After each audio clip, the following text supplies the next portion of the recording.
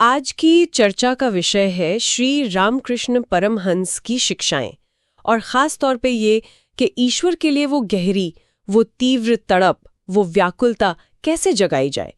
हमारे पास ईश्वर लालसा रामकृष्ण परमहंस की शिक्षाएं से कुछ अंश हैं जिनसे हम इस पर थोड़ी गहराई से बात करेंगे। हाँ, ये जो तड़प या व्याकुलता है, ये ठाकुर की शिक्षाओं का आप समझिए एक तरह से सार है। उनका मानना था कि ईश्वर को पाने के लिए इससे जरूरी और कुछ नहीं। तो आइए इसी पर थोड़ी और बात करते हैं। आगे ठाकुर इस तीव्र लालसा को इतना महत्वपूर्ण क्यों मानते थे, और इसे जगाने के लिए उन्होंने क्या तरीके बताए? देखिए, स्रोत में भी ये बात साफ आती है। श्री रामकृष्ण ईश्वर प्राप्ति को ही जीवन का सबसे बड़ा, सबसे ऊंचा लक्ष्य मानते थे, और वो कहते थे कि इस लक्ष्य तक पहुंचने की चाबी बस यही है, तीव्र लालसा। उनकी एक बहुत प्रसिद्ध उपमा भी है शायद इस बारे में। बिल्कुल, वो मछली की तड़प वाली मिसाल। ठाकुर कहते थे, सोचिए किसी मछली को अगर पानी से बाहर निकाल दें तो वो कैसे छटपटाएगी, है ना, कैसे तड़पेगी अपने प्राण बचाने के लिए। बस वैसी ही, ठीक वैसी ही छटपटावट, वैसी बेचैनी ईश्वर के दर्शन के लिए, उन्हें पाने के लिए होनी चाहिए। ये सिर्फ कोई कहानी नहीं है, ये इस बात का एहसास है कि जैसे मछली पानी के बिना नहीं जी सकती, वैसे ही ईश्वर हमारे अस्तित्व के लिए, हमारी आत्मा के लिए जरूरी है। और जब ये तड़प, ये सच्ची व्याकुलता जगती है ना, तो ये आग की तरह होती है। ये मन के सारे दूसरे मैल, दूसरी इच्छाएं, उन सबको जलाकर राख कर देती है। मन एकदम शुद्ध हो जाता है। सुनने में जितना सहज लगता है उतना ही गहरा भी है। लेकिन सवाल ये है कि हम अपने अंदर आज की इस भागदौड़ वाली जिंदगी में ये तड़प, ये व्याकुलता जगाएं कैसे? स्रोत कुछ रास्ते सुझाता है। पहला है भक्ति और जप। हाँ बिल्कुल, ठाकुर इन सरल लगने वाले साधनों पर बहुत जोर देते थे। वो कहते थे, ईश्वर का नाम माँ का आंचल है। माँ का आंचल? हाँ, जैसे बच्चा माँ का आंचल पकड़ ले तो निडर हो जाता है, वैसे ही ईश्वर का नाम या रूप पकड़ लेने से सारे डर, सारी चिंताएं मिट जाती हैं।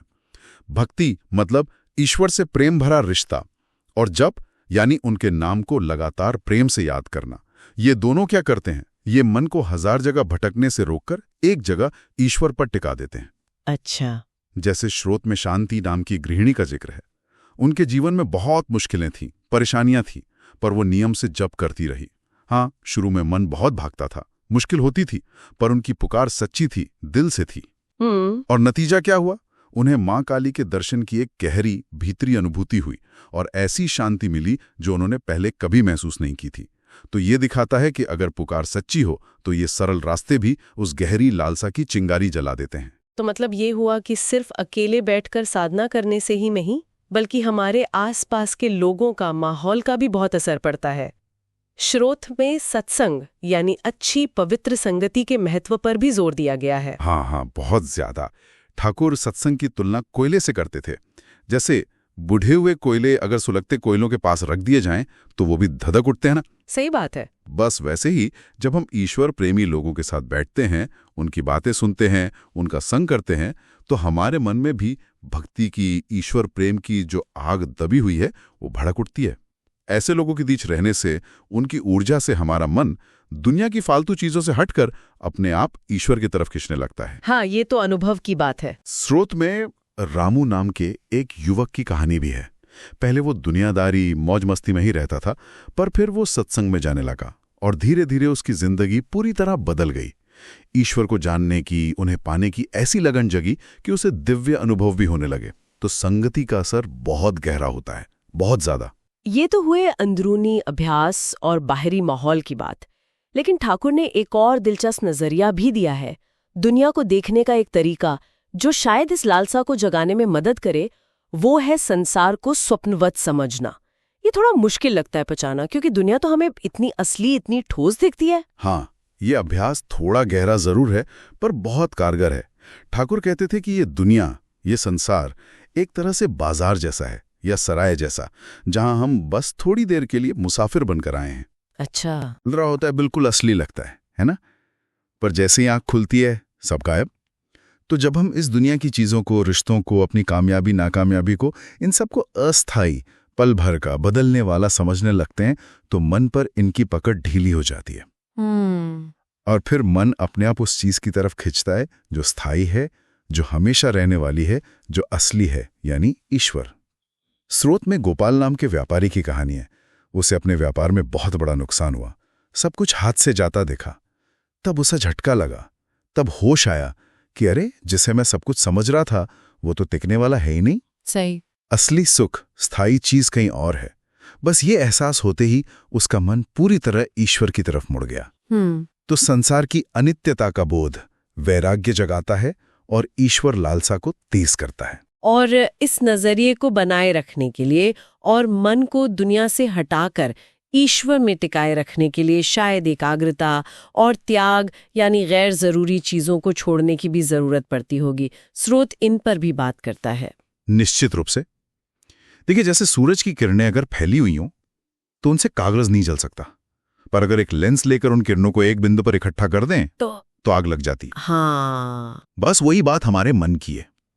अगर ये हजार चीजों में बिखरा रहेगा, यहां का चिंता, वहां का लोभ, ये इच्छा, वो डर, तो इसमें ईश्वर के लिए तड़प महसूस करने की शक्ति कहां से आएगी? इसके लिए एकाग्रता चाहिए, मन को एक जगह टिकाना होगा। ठाकुर ने हवा में जलते दिए की मिसाल दी थी। अगर दिया खुली हवा में जल रहा हो तो हवा के झोंके उसे बुझा सकते हैं, या उसकी लौ कांपती रहती है, स्थिर नहीं रहती। हाँ। पर अगर उसी दिए को एक कांच के ग्लास के अंदर रख दें तो हवा का असर नहीं होता और लौ एकदम सीधी, स्थिर और तेज जलती है।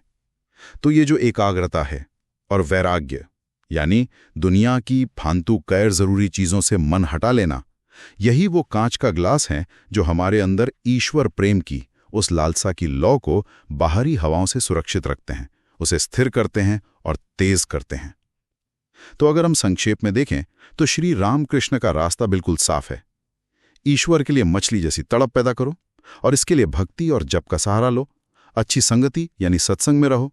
इस दुनिया को उसकी असली क्षण भंगुरता में देखो, उसे स्वप्नवत समझो और सबसे जरूरी अपने बिखरे हुए मन को एकाग्र करो। ये सारी बातें आज की भागदौड़ भरी, ध्यान भटकाने वाली जिंदगी में शायद पहले से भी कई ज्यादा जरूरी और प्रासंगिक हो गई हैं। बिल्कुल सही कहा। और उनकी शिक्षाओं की सबसे बड़ी खूबसूरती यही है कि वो किसी बहुत जटिल कर्मकांड या गहरे ज्ञान की मांग नहीं करती।